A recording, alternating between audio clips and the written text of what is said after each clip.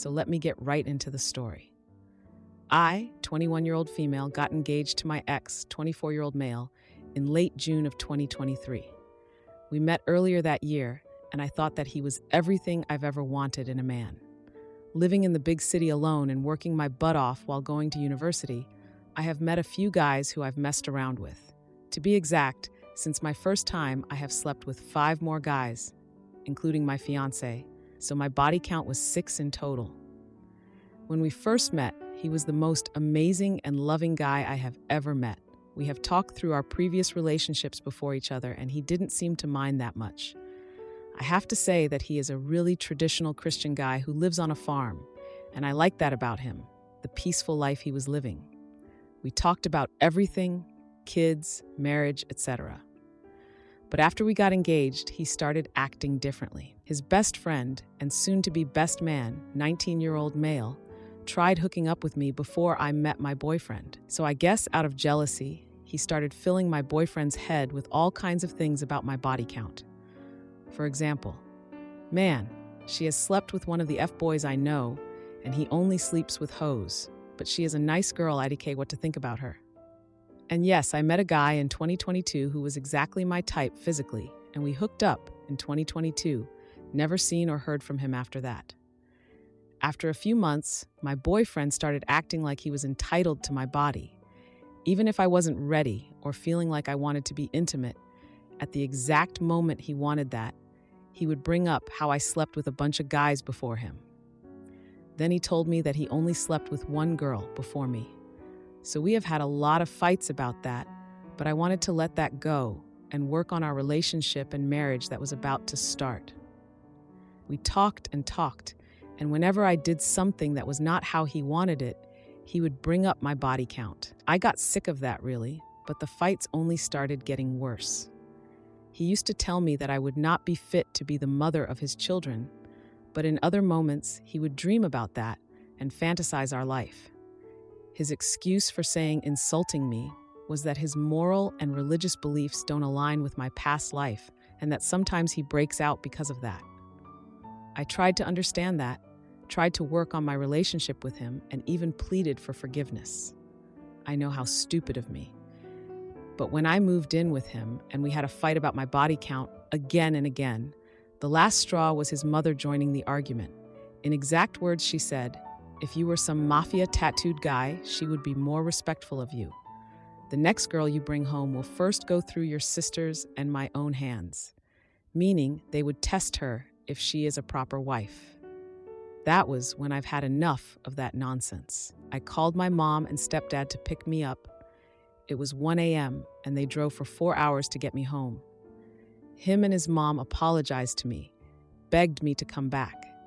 But after some of the talks with my mom, I realized that things were never going to change, even though I loved that guy and was willing to do everything to make the relationship work. After a month, he reached out to me, tried to mend our relationship, saying that if I really loved him, I would come back, and he promised to never speak of my previous relationships ever again. Well, you know from the title that I didn't go back to him, but am I the idiot for leaving him? Update. So I saw some people who thought that I cheated on my ex or that I made this story up. So let me tell you a little bit more about it. I did not cheat on him. The guy that I had a one-night stand, we have been messaging for months before that happened, was like a year before we got into the relationship. The best friend of my ex knew the guy. That is why my ex and him talked about that. This is not a fake story. It took me 2 months to get this off my chest and talk about it. I have lost friends because of this guy, who I'm reconnecting with right now. I am reconnecting with my old friends. I am thankful to those who are supportive of me in real life as much as I am to those on this platform. I was just going for a walk with my friend N, 25-year-old male, who knows my ex, and he was shocked when I told him the reason. We are not from the US. We are from the Balkans, so posting screenshots won't mean much because the majority would not understand the native language. His mom called my mom. Yes, a week ago, his toxic mom called mine apologizing and begging her to let me come back to be their daughter-in-law. Of course, my mom politely denied her offer and blocked her number. The reason why she wanted me back is because no one ever loved his son as much as me, and I have many talents I could pass down to her grandchildren. Hell no, I blocked him and his best friend. Now, for a few comments before the update. Comment 1. Leave him because he's a jerk who doesn't respect you. The specific reason he doesn't respect you doesn't really matter at all. No one should marry someone who tells them that they are not fit to be the mother of their children. That's horrifying. And if you think it's bad now, it will get worse after marriage. This is him on his best behavior, not the idiot. Comment 2. Not the idiot. Your ex is an aggressor who used your body count as an excuse. And by the way, in my opinion, your body count is nothing to write home about. Please don't ever feel ashamed, and please don't ever let someone make you feel ashamed. Please live your life the way you want to live it. It's your life, and it's the only life you'll ever have. Now, for the update. Hey everyone, thanks for all the comments on my last post. I really appreciate the support and advice you all gave me. It's been a chaotic few months, and I've got some updates for you. First off, let me clear some things up. I did not cheat on him. The guy I had a one-night stand with was a whole year before my ex and I even started dating. My ex's best friend knew the guy, which is how that whole mess started. And no, this story isn't made up. It's been tough, and I've lost friends over this, but I'm slowly reconnecting with them now. Now, on to the juicy stuff. His mom called my mom. Can you believe that? Just a week ago, his mom rang mine, all tears and apologies, begging her to convince me to come back and marry her son. She even had the nerve to say that no one would ever love her son like I did, and that I had so many talents to pass on to potential grandkids. My mom, being the queen she is, shut that down real quick and blocked her number. No way am I going back to that. But wait, it gets better. I blocked him and his best friend. After all the drama, I decided I didn't need that kind of negativity in my life. I've been focusing on myself, my studies, and rebuilding the friendships that got strained because of my relationship with my ex. Remember how I mentioned my ex's best friend tried to hook up with me before I met my ex? Well, turns out he's been spreading rumors about me to our mutual friends. He's been saying that I was the one who came onto him and that I was trying to get with both of them at the same time. Total lies. I confronted him about it, and he just smirked and said, "What? Can't handle a little gossip?" I was so mad, but I just walked away. That's when I decided to block him too. And here's the kicker. My ex has been trying to contact me through different numbers, social media accounts, you name it. He's been sending me messages saying he's changed, that he's seen the error of his ways, and that he's been going to therapy to deal with his jealousy and control issues. But I'm not falling for it. Once trust is broken like that, it's pretty much impossible to get back. Oh, and remember how I said my ex was a traditional Christian guy who lived on a farm? Well, I found out from a friend that he's been seen around town with a new girl. And guess what? She's nothing like the traditional type he always said he wanted. She's got tattoos, piercings, the whole 9 yards. I guess his standards only apply to me, huh? But here's the real injustice of it all. My ex's sister reached out to me. She told me that their mom has been bad-mouthing me to the entire family, saying I was a bad influence on her son and that I was the one who corrupted him. Can you believe that? After everything her son did and said to me, I'm the bad guy? It's like they're living in their own twisted version of reality. The sister apologized for her family's behavior and said she always thought I was good for her brother. She even admitted that she knew her brother was in the wrong, but felt pressured to side with her family. It's nice to know someone sees the truth, but it doesn't change the past. I've been doing a lot of thinking about how I ended up in this situation. I've realized that I ignored a lot of red flags because I was so caught up in the idea of being in love and having that peaceful farm life. I've learned a lot about myself and what I will and won't tolerate in a relationship. My ex's sister tried to seduce me, so I walked away. They begged, but when she played the victim, I just smiled as the truth unfolded. I need some outside perspective on the situation. I broke up with my girlfriend 5 days ago due to her sister's behavior. Me and my ex have been dating for the last 2 years. During this time, her sister has come on to me multiple times. I'm not completely sure about the amount of times, but it was almost every time I saw her. I have told the sister multiple times to leave me alone and to stop her behavior, as I don't do the cheating thing, but that did nothing. I have spoken to my ex about it multiple times. She even caught her sister in the act of trying to lock me in a room with herself. Nothing changed. I have spoken to their parents about it, and that the behavior of the youngest daughter is unacceptable. And again, nothing happened. I'm not going to lie and say the sister was ugly. No, she is actually really beautiful, but I am 100% sure I have not led her on or anything. Even when I greeted her, I gave her a side hug every single time. I have never been in a room alone with her or anything. I just kept my distance from her at all costs. I don't have her on Instagram, Facebook. I don't even have her cell phone number. We have never shared a text or phone call. Her family even gave me a stupid nickname, the puppy, because I follow my girlfriend around everywhere when we are over at their house. The only reason I follow her is because her sister's behavior seemed to stop when she is around. I have told her that I will stop going over to her parents' house because that is where the problems are, and I want no part of it. She didn't like that idea and sulked around the house for weeks because I didn't want to go with her. No point in time did I tell her she can't go. I just said I wasn't going with her. I relented 5 days ago and went over. We had too much to drink and slept over at the parents' house that night. In the morning, when I woke up with the sister completely naked in bed next to me. I stormed out of the room and down to the kitchen and told her we are done in front of her parents. She was silent for what seemed like minutes and started to break down, asking why. All I said was, "Go look in that room," and I stormed out of the house and got in my car. It took less than 2 minutes. Then the calls started to come in, not just from her, but her parents as well. I didn't answer any of the calls. When I got home, 40 minutes later, I had 108 missed calls from her and her parents, and 36 messages, 2 from her parents. The messages from her parents just apologized to me, saying they thought I was joking about the sister every time I brought it up, and they didn't believe me. All I got from my now ex was sorry, and she will handle it, and it will never happen again. I shouldn't leave. We can work through this. I'm just done. She has even gotten my family involved and our friends. 90% of everyone is on her side, saying I'm overreacting and it's not the right thing to dump her. We can sort this out. I sent her a message that she has until this Sunday to get her things out of my house. I'm just done. Surprisingly, she has not sugarcoated anything and explained everything correctly to everyone, but I'm still in the wrong for leaving her. Her parents in their messages are angry at me for hurting their daughter.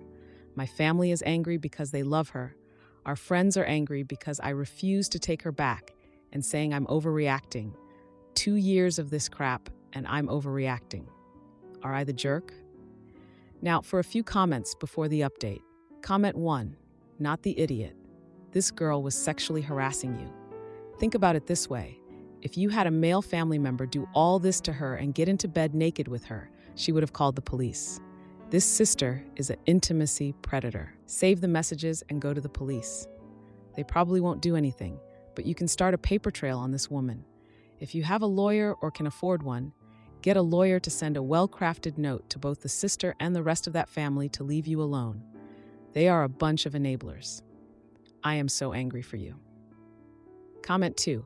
Her sister just basically sexually attacked you by crawling in naked next to your vulnerable sleeping body. Not the idiot. Run. I would never want to marry into a relationship like this, because imagine her being your sister-in-law. That's the last thing you need, and it will never stop. Apparently, the apple doesn't fall far from the tree, because now they're harassing you too. You tried to warn them and say something. They ignored it, and now she's become a complete and utter intimacy pest. Again, I'd run. Now, for the update. A lot has happened since my last post, and I need some outside perspective on the situation. After I broke up with my girlfriend, things got even crazier. Her sister, the one who caused all this trouble, tried to talk to me. She showed up at my place, crying and begging for forgiveness. She said she had feelings for me for a long time and couldn't help herself. I was shocked. I mean, I knew she was into me, but I didn't realize how deep it went. I told her to leave, that what she did was wrong, and she needed to respect my decision. She left, but not before she dropped a bombshell. She said that my ex knew about her feelings for me all along. That hit me hard. I couldn't believe it. My ex had always acted like she was on my side, but if what her sister said was true, then she was lying to me the whole time. I confronted my ex about it. She came over to pick up her stuff, and I asked her straight up if she knew. She hesitated, and that was all the answer I needed. She admitted that she did know, but she thought her sister would get over it. She said she didn't want to lose me over her sister's crush. That's when I realized that our whole relationship was built on lies. She never trusted me enough to be honest with me. The heartbreak was real. I thought I knew her, but I didn't. I thought we had something special, but it was all just a game to her. She tried to explain, to tell me that she really did love me, but I couldn't listen to her anymore. I just felt so betrayed. Meanwhile, my family and friends were still giving me a hard time. They kept saying I was making a big mistake, that I should forgive her and move on. But how could I? Every time I looked at her, I saw her sister's face, and I remembered the lies. It didn't help that my ex was telling everyone her side of the story. She made it sound like I was the bad guy, like I was the one who overreacted. She didn't tell them about her sister's confession or her own lies. She just played the victim, and everyone ate it up. I was alone. My family was mad at me, my friends were mad at me, and I had just lost the girl I thought I was going to spend my life with. It was the worst feeling in the world. But then something happened that I didn't expect. My best friend, who had been on my ex's side this whole time, came to me and apologized. He said he saw her true colors when she tried to manipulate him into convincing me to take her back. He realized that she wasn't the sweet, innocent girl we all thought she was. He was on my side now, and that meant a lot. It's been a week since the breakup, and I'm still trying to pick up the pieces. My ex's sister hasn't tried to contact me again, and my ex has stopped trying to win me back. I think they finally got the message that I'm done. I'm still hurt, and I'm still angry, but I'm starting to move on. I've been hanging out with my best friend a lot, and he's been a huge help. We've been going to the gym together, playing video games, just trying to keep my mind off everything. I don't know what the future holds for me, but I know that I need to be with someone who respects me and is honest with me. I learned a hard lesson, but I'm going to come out of this stronger. My boyfriend's son's pranks went too far, so I evicted them. He played the victim, but my baby's safety came first, and he'll learn the hard way. I was diagnosed with postpartum depression, so I'm not sure if this is playing a part in my actions or not. I've been with my boyfriend for 6 years, and he has a 12-year-old son, Jake. I have owned my home for nearly 10 years now. They moved in 2 years ago. Our daughter is 3 months old. Now, Jake loves his sister. He's always holding her and trying to help. But there's been a massive issue since I had her with him purposely scaring her, walking up to her and yelling, "Rah!" He thinks it's hilarious when she has a startle reflex and then laughs when she cries, saying, "Oh, I'm sorry, I didn't mean to scare her like that," but continues laughing and continues purposely trying to scare her, at least 4 times a day. Now, I have always told him to cut it out. I have told him several times that he is hurting her ears. I have told him several times that it's not funny. And then not even 3 days ago, I lost it entirely and told my boyfriend and him that if he purposely scared my kid again, then they would be evicted and gone from my constant life.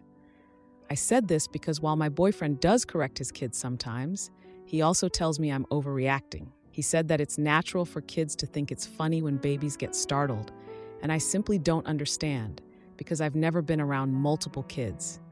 His son has a half-brother and apparently did the same thing with him when he was a baby. But anyways, I lost it and threatened to kick them out, and in that moment, I truly felt like a jerk because Jake looked sad and just went to his room. But last night I stepped out of the room for a minute, and my daughter was in her swing. And Jake went to sit here, and when I was out of the room, I heard Jake very loudly and fast say, "What are you doing?"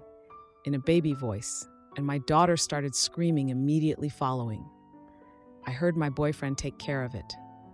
And then like an hour later, I went to the bathroom and the baby was in her seat, and I heard "ah," followed by the baby crying yet again. So I told them to pack their things and get out now. I didn't wait for a response because now I'm trying to calm down my baby. Jake tried apologizing and said it was a habit, and my boyfriend started protesting, saying it's not a big deal, and I just refused to acknowledge their excuses and told them to leave. My boyfriend sat down on the chair, said he wasn't going anywhere, and that this is his house too. So I said I would leave then and have cops serve him an eviction notice. He tried begging me to calm down and kept saying, "He's freaking 12. What do you expect? He's not going to be perfect." I left, and this morning I filed for their eviction. Everyone thinks I'm being ridiculous here, but Jake refuses to stop, and I'm tired of him purposely yelling in my daughter's face to scare her 4+ times a day. ETA. I also have asked Jake why he does this, and he has said he thinks it's funny when kids cry. Now, for a few comments before the update. Comment 1. Not the A. You know best what is good for your baby and what isn't. There are enough traumatized kids as it is. A 12-year-old should be able to understand. From the title alone, I thought he would be like 4. You are within your rights, and if your boyfriend can't understand how traumatizing this can be for a baby, good riddance. Comment 2. Not the A. My stepkid did this to my firstborn no matter what was done to correct it. Now my firstborn is terrified of everything. Everything. At an age where they really shouldn't be. The smallest little sound in the night has kiddo in my bedroom shaking like a leaf. It isn't funny, and your kid deserves peace from it. Now for the update. Hey everyone, thanks for all the support on my last post. It's been a wild week, and I've got quite the update for you all. After I filed for the eviction, things got really tense at home. My boyfriend, let's call him Mark, was furious. He kept saying that I was overreacting and that I was being too harsh on Jake, but I was at my wit's end. I couldn't stand to see my daughter being scared anymore. Now, let me give you a bit of history. Mark and I have been through a lot together. We've supported each other through job losses, family drama, and everything in between. But since our daughter was born, it's like we're on different planets when it comes to parenting. I've always been the one to set boundaries and enforce rules, while Mark is more laid back. A couple of days after the eviction notice, Mark tried to smooth things over. He suggested family therapy, saying that we needed to work together to help Jake understand why his behavior was wrong. I agreed, thinking it might help Jake to hear it from someone other than me. The therapy session was intense. Jake admitted that he felt left out since the baby arrived. He said he used to be the center of attention, and now he felt like nobody cared about him. It was heartbreaking to hear, but it also made me angry. Why take it out on an innocent baby? But here's where things got really complicated. The therapist suggested that Jake might be acting out because of his own issues with his half-brother. Apparently, Jake's half-brother used to scare him the same way when he was little. It was a cycle of behavior that Jake had learned and was now repeating. I was floored. Mark had never mentioned this before. It made me see Jake in a new light, but it also made me question Mark's parenting. Why hadn't he dealt with this sooner? The next few days were a roller coaster. Mark and I were walking on eggshells around each other, and Jake was trying his best to be good. But then, just when I thought we might be making progress, I caught Jake scaring the baby again. This time, he had snuck up behind her while she was playing on her mat and shouted so loudly that she fell over crying. I lost it. I screamed at Jake, telling him that he was old enough to understand what he was doing. Mark jumped to his defense, and we had a huge fight. I told Mark that I couldn't do this anymore, that I couldn't live with someone who didn't respect my daughter's well-being. Mark didn't take that well. He accused me of trying to push him and his son out of their home. He said that I was the one being unreasonable and that I needed to get my postpartum depression under control. That hurt. I've been struggling with my mental health, sure, but that didn't mean my concerns about our daughter were invalid. It felt like Mark was using my diagnosis against me. In the heat of the moment, I told Mark that maybe we needed a break from each other, that maybe he and Jake should stay with his parents for a while. Mark looked like I had slapped him. He didn't say anything, just packed a bag for him and Jake and left. It's been 2 days since they left, and the house feels eerily quiet. I've been second-guessing myself nonstop. Was I too harsh? Should I have tried harder to work things out? But then I look at my daughter, so small and vulnerable, and I know I had to protect her. I've been talking to my therapist about everything, trying to sort through my feelings. She says that setting boundaries is important, especially when it comes to the safety of my child. But I can't shake the feeling that I've just made everything worse. If you like this video, you'll probably like these too. Also, while you're here, please consider subscribing. It's your support that keeps this channel alive and allows me to make better and longer videos. Have a great day.